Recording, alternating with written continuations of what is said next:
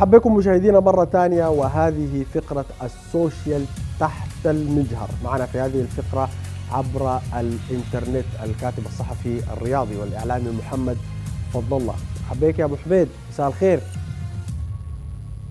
أهلا بك أحمد، وتحية لك وتحية لكل مشاهديك هنا مكان. التيشيرت البرتغالي ده القصة دي ماشية وين؟ ماشية لكريستيانو ولا ماشية لهولندا ولا أنت بتشجع شنو ولا جات صدفة؟ لا أكيد لكريستيانو، وإن شاء الله أتمنى يعني هذا المونديال يمكن يعني لم يحقق إن شاء الله يصل الفاينل على الأقل. يعني كريستيانو يستاهل صراحة. نحن عندنا لستتين، لسته بنكتب فيها الناس اللي بيشجعوا ميسي، ولسته بنكتب فيها الناس اللي بيشجعوا كريستيانو. انت لحد هسه اول زول في الليسته بتاعت كريستيانو، معاك عبد الله سيف زميلنا هنا، لكن كل الصحفيين اللي دخلوا معانا بيشجعوا ميسي. عموما نحن نتمنى انه نشوف منافسه برضه مختلفه شويه مع بيناتهم الاثنين يعني. امبارح كان في عدد من المباريات يا محمد. خلينا نجي اول حاجه في مباراه مصر وبلجيكا اللي انتهت بتعادل هدف لكل منتخب. كيف تابعت هذه المباراه، وشنو الترندات وتفاعلات الناس اللي خرجت من هذه المباراه، غير حكايه اصغر لاعب في المنتخب المصري حمزه عبد الكريم يعني؟ وأكيد يعني يمكن أقول نجم المباراة هو اللاعب حسام حسن. انتقادات كبيرة كانت للمدرب بعد أفريقيا الأخيرة في المغرب، لكن استطاع أن يعيد ترتيب وتنظيم يعني قدرات لاعبيه في هذا المونديال. يعني في المؤتمر الصحفي قبل المباراة ذكر أن هناك مفاجأة ستكون في التشكيل الأساسي، وهي كانت اللاعب الذي تم اكتشافه في فترة الإعداد لكأس العالم اللي هو زيكو.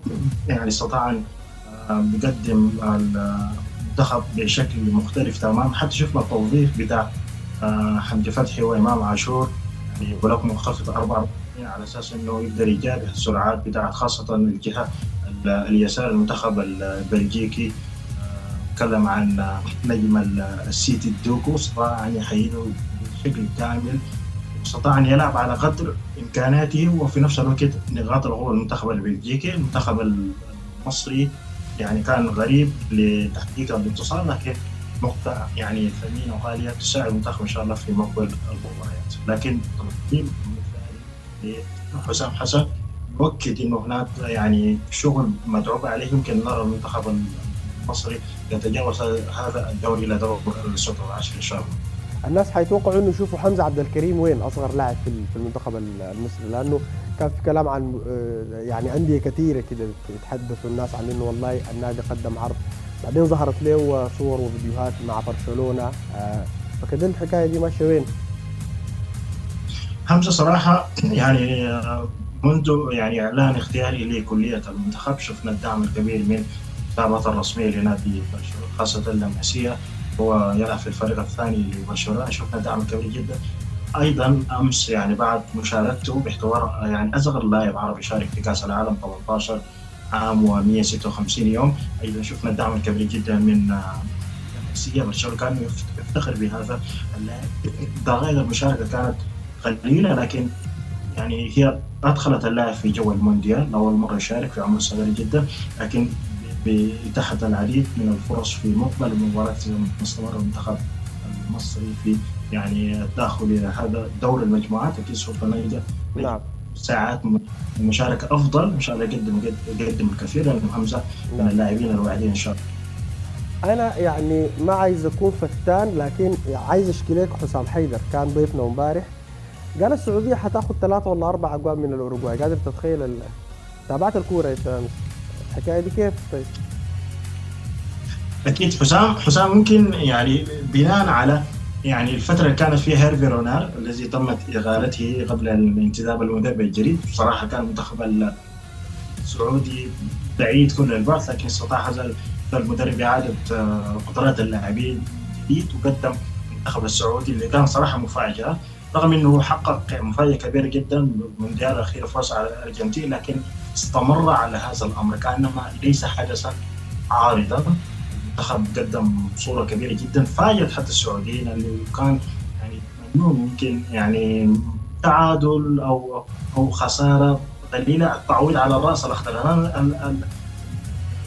الموازين اختلفت. يعني استطاع ان يقدم مستوى ممتاز. الصعوبه حتكون في الراس الاخضر، لانه برضه حيكون الحصان الاسود.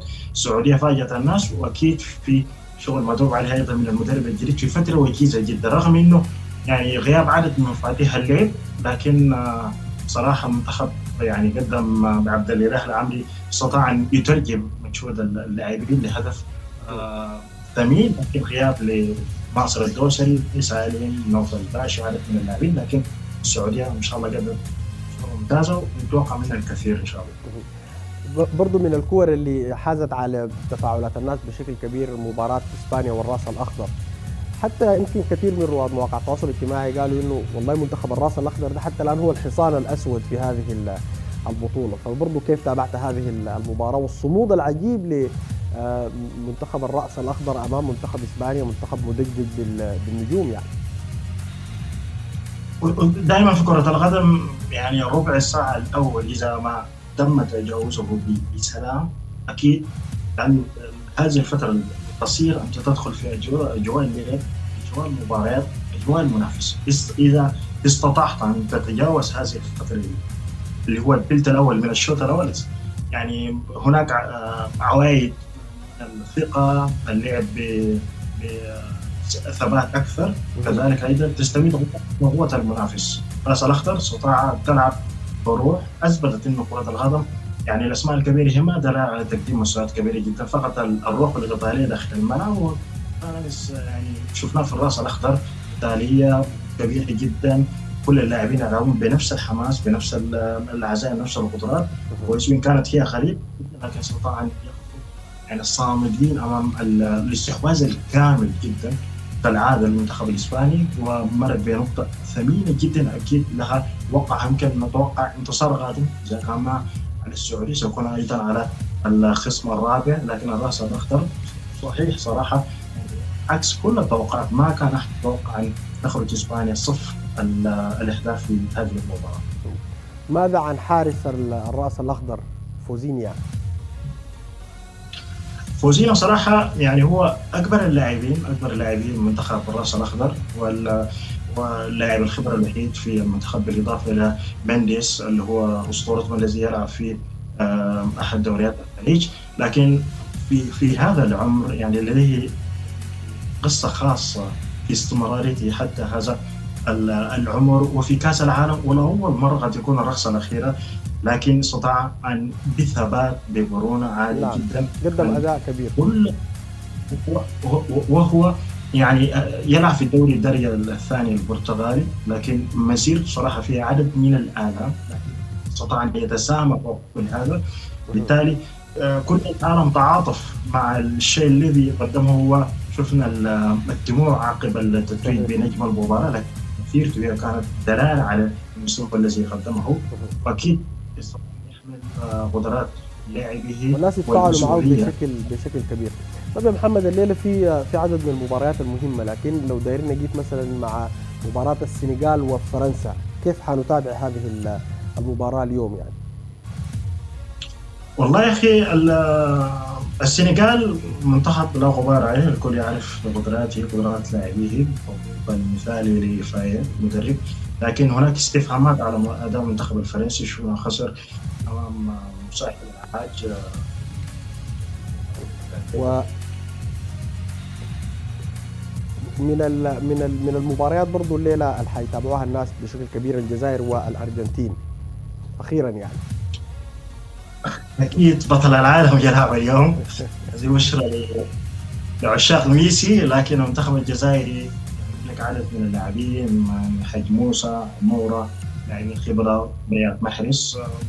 نتمنى ان شاء الله المنتخب الجزائري ان كان هو يموت في فتره بتاع تجديد بتاع قدراته لاعبيه وعناصر. خلاص جيل انتهى، بدايه جيل جديد، لكن ان شاء الله قدم شيء امام منتخب الارجنتين المدجج صراحه. لكن حتى شفنا المنافسات بين الجماهير الجزائري والارجنتيني حتى قبيل المباراه يعني بساعات، في اجواء كذا يعني عجيبه. اكيد هي مجموعه يعني لا تقل عن مجموعه الموت. طبعا فرنسا، السنغال، النرويج والعراق، لكن كرة يعني أيضا مجموعة الجزائر هي من المجموعات التي لا يستهان. اخيرا سريعا برضو واحده من المباريات الليله او فجر بكره مباراه المنتخب العراقي، يعني برضو لو وقفنا فيها سريعا. العراق تأهل عن طريق الملحق، ذوكت لك انه يعني المنتخب جاهز يلعب يعني في مختلف الظروف، انت تلعب في غارتك، تلعب في قدرات منافسك، لكن تلعب في ملحق مهم في كاس العالم، غاره مختلفه، فريق مختلف، اجواء مختلفه، استطاع ان يدخل في الملحق. العراق منتخب لا غبار عليه، يمكن ايضا يقدم شيء كبير جدا نعم. مثل المنتخب الاردني، لديه عدد من اللاعبين، لديهم موهبه ايضا اللي هو زيدان اقبال اللي هو يتشابه مع حمزه عبد الكريم، لكن نتوقع ان شاء الله مباراه كبيره جدا امام النرويج. شكرا جزيلا محمد فضل الله الكاتب الصحفي الرياضي والاعلام الرياضي، شكرا لكل الافادات اللي قدمتها لنا، كتر خيرك.